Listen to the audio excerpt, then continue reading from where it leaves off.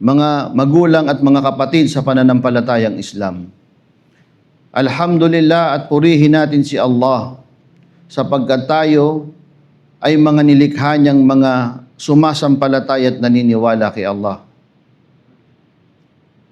Sapagkat ang isang nilalang, ang isang alipin ay palagian na nagkakamali. Kullu bani Adam khata. Lahat tayo ay nagkakasala, lahat ng mga tao ay nagkakasala. Gayunpaman ay nagtakda si Allah subhanahu wa ta'ala ng espesyal na awa para sa mga mananampalataya. Tayo ay nagkakasala, tayo ay nagkakamali, sapagkat tayo'y tao, tayo'y mahina, naglagay si Allah ng espesyal na awa para lamang sa mga Muslimin.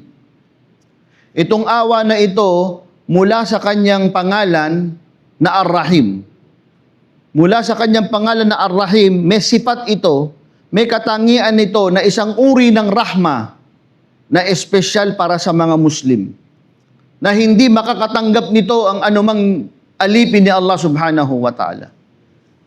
Sabi ng mga ulama sa mga tafsir, ito yung awa na matatanggap ng mga Muslimin sa araw ng paghuhukom. Na maaring sa araw ng paghuhukom ay may mga kasalanan ka, may mga pagkukulang ka, pero handa itong patawarin ni Allah subhanahu wa ta'ala kung ikaw ay hindi nagsishirk. Kung ikaw ay hindi gumawa ng mga pagtatambal, may mga kasalanan na ginawa ang isang alipin na maaring patawarin ni Allah, o sa mas terminolo na alam natin na para ba tayong binigyan ng pardon ni Allah subhanahu wa ta'ala. Huwag tayong mawalan ng pag-asa at magpatuloy tayong magbalik loob, sapagkat kahit na gaano karami ang kasalanan natin, kung tayo'y nagbabalik loob kay Allah, ay maari niya tayong patawarin sa araw ng paghuhukom. At maaring ang isang alipin nakakaawaan ni Allah subhanahu wa ta'ala ay papapasukin niya sa paraiso bigayri hisab, nang walang paglilitis na magaganap. Ito'y dahil sa awa ni Allah sa kanyang mga alipin. At naway ibilang tayo ni Allah subhanahu wa ta'ala dito. Gayunpaman,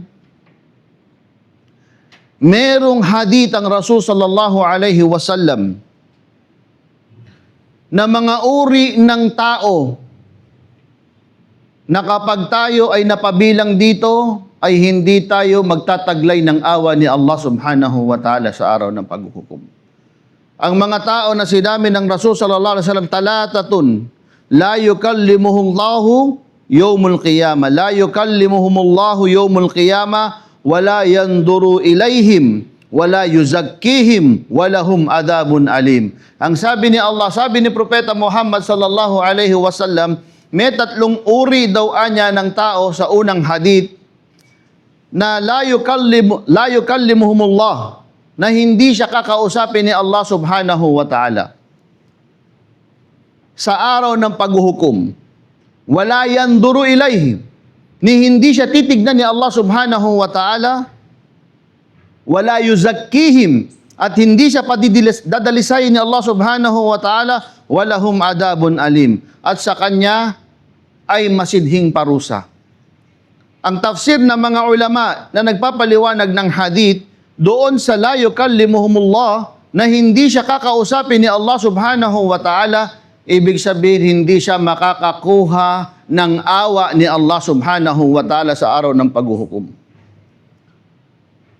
Na sinabi sa maraming ayatan ng Quran at mga hadith na sa araw ng paghuhukom, na si Allah subhanahu wa ta'ala ay magbibigay ng maraming awa sa kanyang mga alipin. Marami tayong mga kasalanan na maaring patawarin ni Allah, pero may tatlong uri daw anya ng tao na hindi titignan ni Allah subhanahu wa ta'ala, na hindi niya kakausapin, wala yuzakkihim, at hindi makakatanggap ng pagdadalisay kay Allah, walahum adabun alim, at merong kaparusahan na masakit para sa kanila. Una, Sheikhun Zani.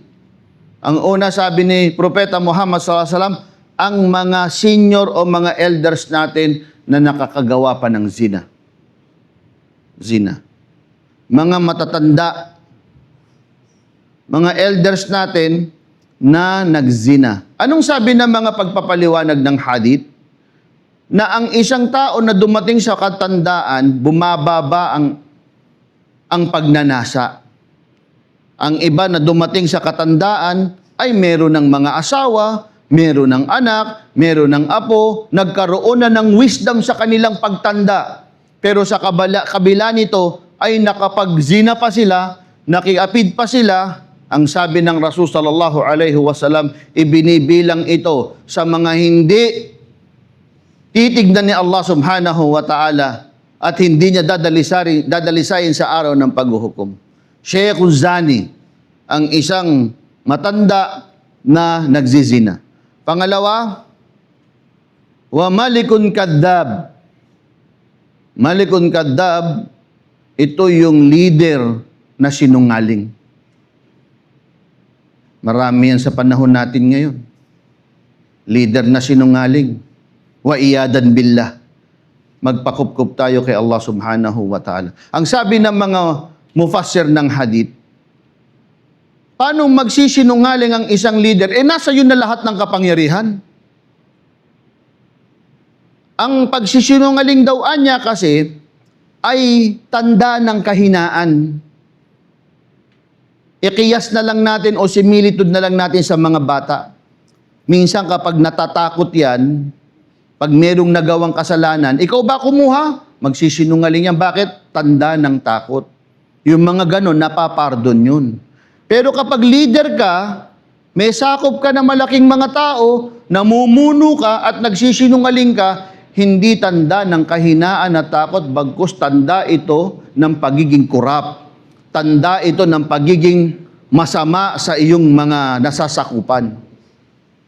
Kaya sabi ng Rasul sallallahu alaihi wasallam, hindi daw anya kabilang ito sa mga makatatanggap ng awa ni Allah subhanahu wa ta'ala sa araw ng paghukom. La yukallimuhu, hindi siya kakausapin, wala yanduru ilay. Hindi siya titignan ni Allah. Ang tafsir ulit, sabi ng mga ulama, hindi siya makakakuha ng awa ni Allah, walahum adabun alim. Ang kapalit nito ay matinding kaparusahan. Ang sunod, sabi ng Rasul sallallahu alaihi wasallam, wa'ailun mustakbirun. Ano ito? Yung mga mahirap na mayabang. Ano ibig sabihin nito? Ano ibig sabihin nito? Yung mga sa panahon ng Rasul sallallahu alaihi wasallam, yung mga medyo mahihirap na mga tao na kapag tinutulungan mo, sila pa yung mayabang. Naganap ito sa panahon ng Rasul sallallahu alaihi wasallam. Sila pa yung mga ayaw tumanggap ng tulong. Sila pa yung pag tinulungan mo ay bandang huli, ikaw pa yung masama. Ang sabi nga ng pagpapaliwanag ng hadith, ang mahirap ay wala ng dahilan upang magmayabang pa. Pero sa kabila nito, ng kahirapan nila, na magsasanhisa na ng kababaang loob, ito'y pagsubok sa kanila ni Allah, na sila'y nilagyan o nilagay sa kalagayang kahirapan, pero hindi natin alam ang plano ni Allah, baka may mas malaking kabutihan na para sa kanila. Sa araw ng paghuhukom, na mas sila ang papaboran ni Allah. Pero sa kabila ng pagiging mahirap ng mga ilang mga tao, ay nakukuha pa nilang maging mapagmalaki, ay napabilang sila sa mga hindi kakaawaan ni Allah subhanahu wa ta'ala. Ito ay ang unang hadith na sinabi ng Rasul sallallahu alaihi wasallam na hindi makakatanggap ng awa ni Allah subhanahu wa ta'ala sa yawmul qiyamah. Meron pang isang hadith na sinabi ulit ng Rasul sallallahu alaihi wasallam na tatlong uri ulit ng tao na hindi rin titignan ni Allah subhanahu wa ta'ala sa araw ng paghuhukom. Sabi ng hadith ng Rasul sallallahu alaihi wasallam, "Talatatun la yandurullahu ilayhim yawmul qiyamah." Tatlong uri daw anya ng tao na hindi titignan ni Allah subhanahu wa ta'ala sa yawmul qiyamah. Al-musbil. Number 1, al-musbil. Ano tong musbil? Ito'y pinaliwanag ng mga ulama. Ang unang ibig sabihin ng musbil ay ang mga kasuotang mahahaba na lumalakpas sa ating bukong-bukong. Kaya makikita natin ang ilang mga kapatid natin ay mataas magpantalon o mataas magtub. Kasi may hadith na hindi daw anya titignan ni Allah subhanahu wa ta'ala ang taong musbil. Pero may pagpapaliwanag ito, wag muna tayong maguluhan. Si Abu Bakar as-Siddiq radiyallahu anhu ay mahaba yung damit niya. Ayon sa Sira at Tarikh, mahaba. At tinanong ng mga sahaba ang Rasul sallallahu alaihi wasallam tungkol sa hadith na ito. Na di ba, ya Rasulullah, di ba, ang sabi sa hadith ay hindi titignan ni Allah subhanahu wa ta'ala ang musbil. Ang musbil na literal ay yung mga nagdadamit na mahaba na lumalakpas sa ating bukong-bukong. Ang sabi ng Rasul sallallahu alaihi wasallam nung tinanong si Abu Bakar, sabi ni Abu Bakar, ako ay taong payat. Payat si Abu Bakar. Sabi niya, sa tuwing sinusuot ko ang aking balabal, lagi itong nababa at lumalakpas sa aking bukong-bukong. Sabi ng Rasul sallallahu alaihi wasallam, hindi kasama si Abu Bakar as-Siddiq dito. Anong paliwanag ng mga ulama? Kapag ang pagsusuot natin ng mahaba, dalawa ang dahilan. Kung ito ay pagsuot na ang iyong pantalon o top ay lumalakpas sa iyong bukong-bukong, tasyabbuhan lil kuffar, upang paggaya sa mga kuffar, bawal. Kapag ginamit mo ito na merong takabbur, kasi ng panahon ng Rasul sallallahu alaihi wasallam, ang mga mayayaman at ang mga kaharian, nagsusuot sila ng mahaba para ipagyabang yung kanilang pananamit. Nagsusuot sila ng mahaba. Kaya pag naglalakad sila, sumasabit sa lupa yung kanilang mga damit. Kaya nga, mukhalifan lahu, para hindi gumaya ang mga mananampalataya sa kanila, ang Rasul sallallahu alaihi wasallam at ang mga sahaba, nagdadamit sila ng mas matataas. Mataas dito sa ating bukong-bukong. Kung meron tayong buto dito sa paa na mararamdaman, ang sunnah ng Rasul sallallahu alaihi wasallam, ang damit natin hindi dapat lumalakpas dyan. Ang sabi ng mga ulama, kung pagsasamahin natin ang mga hadith na ito at ang pag-unawa, mas safe na ang isang mu'min, isang mananampalataya, kung magdadamit siya, ay huwag dapat lalakpas dito. Pero kung lumakpas yan at wala namang takabbur, walang kasalanan na sinasabi ng mga ilang ulama. Pero kung lalagay tayo sa safe side, kasi may mga ibang mga ulama na nagiging masidi sa ganito, na sinasabi nila, tanggalin ang takabbur sa puso, kasabay nito ay itaas mo ang iyong pantalon. Ang sabi naman ng iba, maari ito dahil kiniyas nila sa nangyari kay Abu Bakar, hanggat walang takabbur sa puso, laba sabihin. Ang safe side, sabi ng mga modern scholars natin, i-combine mo yan. Tanggalin mo yung takabbur sa puso mo at huwag ka magsuot ng mahaba. Yun ang sifa, yun ang katangian ng isang mu'min. Yan ang una, al-musbil, na hindi titignan ni Allah subhanahu wa ta'ala. Pangalawa, wal-mannan. Al-mannan, wikang Arabic ito na ang ibig sabihin ay palasumbat. Palasumbat. Tutulong ka, tas isusumbat mo. Mannan ang tawag doon. Walang problema doon sa pagbanggit ng ilang mga maniningil ka ng utang, hindi mannan yun.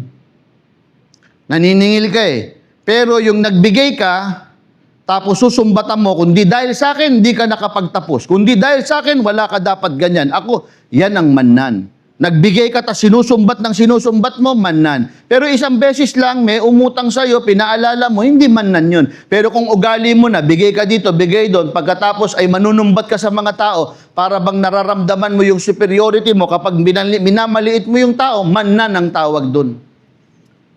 Pero kung maniningil ka ng utang, pinaalala mo, hindi mannan. Yun ay natural. At Islamically, dapat magbabayad ng utang ang mga Muslim. At ang Muslim, by technical, tumatanaw tayo ng utang na loob. Ang Rasul sallallahu alaihi wasallam, tumatanaw siya ng utang na loob. Ang mga sahaba, tumatanaw ng utang na loob. Pero, hindi dapat tayo manunumbat kapag nagbibigay tayo sa kapwa natin. Sapagkat kung ang intensyon mo ay tumulong at naibigay mo yon, si Allah subhanahu wa ta'ala ang magbabalik sa iyo. Pero kung tutulong ka at nagbibilang ka na sa bandang huli isusumbat mo, almannan yun. At yun ay kabilang sa mga hindi titignan ni Allah subhanahu wa ta'ala sa araw ng paghuhukom. At ang huli, wal munafiq sil'atuhu bil halb al-kadib. Ang huli, mahaba ito, isang sentence, pero kung paiikliin natin, ito yung mga sinungaling sa kanilang mga negosyo. Mga manluloko sa negosyo. Ang sabi pa rito, sil'atuhu bil halb al-kadib. Sumusumpa pa sila. Wallahi, sariwa yung isda niya. Wallahi al-azim. Wallahi, magandang klase yung tinda ko. Sumusumpa pa silang ganun. Pero ang khulasa, ang pinakaibig sabihin nito ay ang mga mandaraya sa kanilang negosyo. Uso ngayon niya, kabilang dyan yung scammer, nag-i-scam sa Muslim, sa kapwa Muslim. Marami yan, nangyayari sa atin. Mga na-networking na nabiktima ng Muslim sa kapwa Muslim, scammer, minsan ginagamit pa ang mga ibada, nandyan yung iba't ibang mga gawain na may kinalaman sa ibada, pero gagamitin ng mga masasamang loob ng Muslim para iskamin ang kanilang kapwa Muslim. Ito yung ibig sabihin na isa sa mga hindi titignan ni Allah subhanahu wa ta'ala sa araw ng paghuhukom. Napakaraming kasalanan na patatawarin ni Allah. Pero itong anim na ito na nasa patatawarin ni Allah maari. Pero meron tong kapalit na kaparusahan. Maaring hindi sila nag-shirk at madalisay sila sa apoy ng impyerno, makalalabas sila. Pero kung hindi ka kabilang sa gumagawa nito at may mga ibang kasalanan ka, maaring itago ni Allah ito sa awa ni Allah. Pero kung kabilang tayo sa mga gumawa nito bago tayo datnan ng kamatayan, itauba natin kay Allah subhanahu wa ta'ala. Ang mga tulad na hadith na ito ay babala para sa ating mga Muslim. Babala ito hindi upang tayo manghusga. Ito'y binabasa natin upang maging babala sa atin na makapagtauba at magbagong buhay. Ito'y awa ni Allah subhanahu wa ta'ala na naririnig pa natin ito o naririnig pa ng mga ibang kapatid na maaring naging kaugalian ng mga ganitong pagsasanay. Nawa ay ibilang tayo ni Allah subhanahu wa ta'ala sa kanyang bibigyan ng awa sa araw ng paghuhukom. Ibilang tayo ni Allah subhanahu wa ta'ala na patatawarin niya ang ating mga kasalanan sa araw ng paghuhukom. Huwag tayo ibilang ni Allah subhanahu wa ta'ala sa kanyang mga hindi kakausapin, sa kanyang mga hindi titignan, at sa kanyang hindi mga dadalisayin sa araw ng paghuhukom. Wa aqulu qawli hada wa astaghfirullah li wa lakum wa risa'il muslimina min kulli dhanbin fastaghfiruhu fa innahu huwal ghafurur rahim. Astaghfirullah wa natubu ilayh.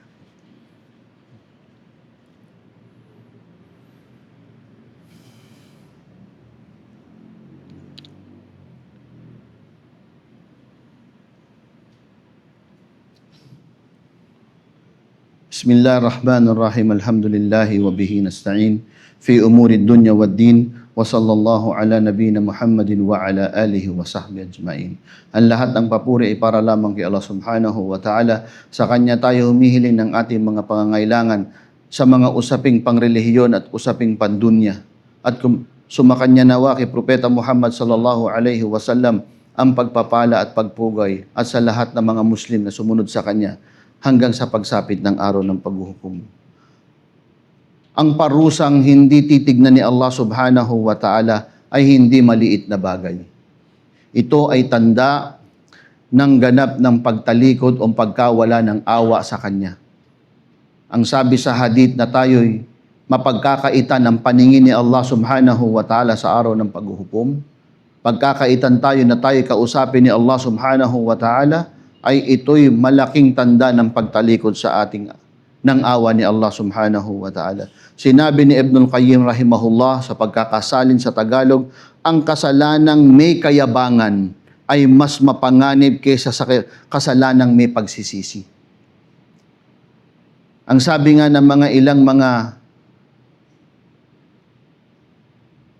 thinkers natin o ilan sa mga sayings na nagtatatak sa ating mga puso, ay mas mainam ang kasalanan sapagkat tayo lahat nagkakasala, mas mainam yung kasalanan na nagpababa sa iyong loob at nagpaalis ng iyong kibir kesa sa mabuting gawa na naglagay sa iyo ng pagmamalaki sa sarili mo. Tang sabi ni Ibnul Qayyim, ang kasalanang may kayabangan ay mas mapanganib kesa sa kasalanang may pagsisisi. Kapag nakagawa tayo ng kasalanan, ay laki pa natin ito ng pagsisisi kaagad. Sabi ng mga ulama, wajib ipagtauba lahat ng kasalanan natin.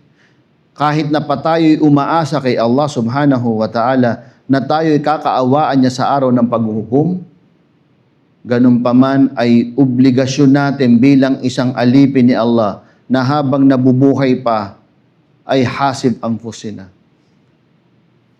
Bilangin natin ang ating mga sarili, kwentahin natin. Sabi ni Omar bin Khattab, kwentahin mo yung sarili mo kabla an tuhasabu, bago pa ikaw ang kwentahin sa araw ng paghuhukom. At ang kiyama ng isang tao ay nagsisimula sa kanyang pagkamatay. Kumbaga, kwentahin mo na ang sarili mo.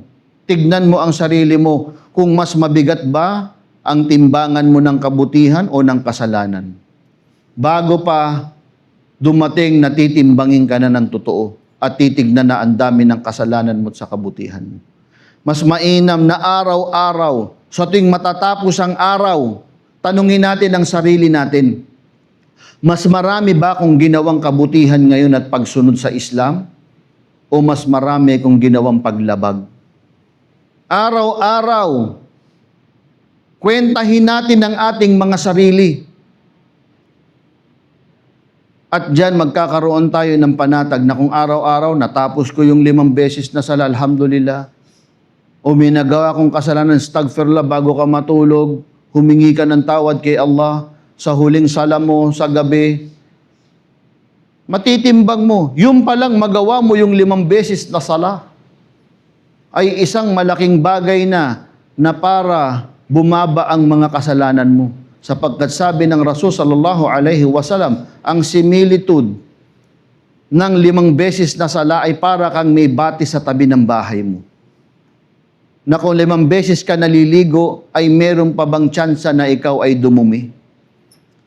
Kaya kung bibilangin mo ang sarili mo araw-araw, nagsala ka, paggising mo sa Fajr, nagsala ka, at mamaya hindi ka pa nakagagawa ng kasalanan sapagkat nandun pa sa iyo yung khusyu ng pagsasala mo, yung presensya ng sala mo, magduduhor ka na naman. Kung sakaling magkaroon ka ng kasalanan, magsasala ka ng asr, nakagawa ka ng maliit na kasalanan, pagsala mo ng asr, mag-i-istighfar ka kay Allah.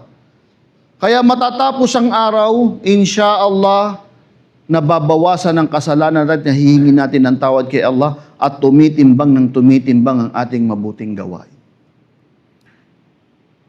Nawa ay ibilang tayo ni Allah subhanahu wa ta'ala sa mga taong mas matimbang ang mabuting gawain. Una, mga pagpapaalala, linisin ang puso mula sa kibir. Wala daw anya papasok sa paraiso na merong maliit na butil ng kibir sa puso.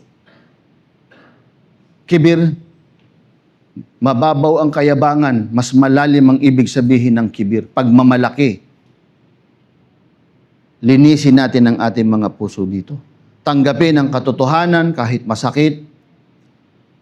Tanggapin natin ang qadar ni Allah subhanahu wa ta'ala at magpatuloy bilang isang mabuting Muslim. At ang bandang huli, gawin ang bawat amana ng tapat.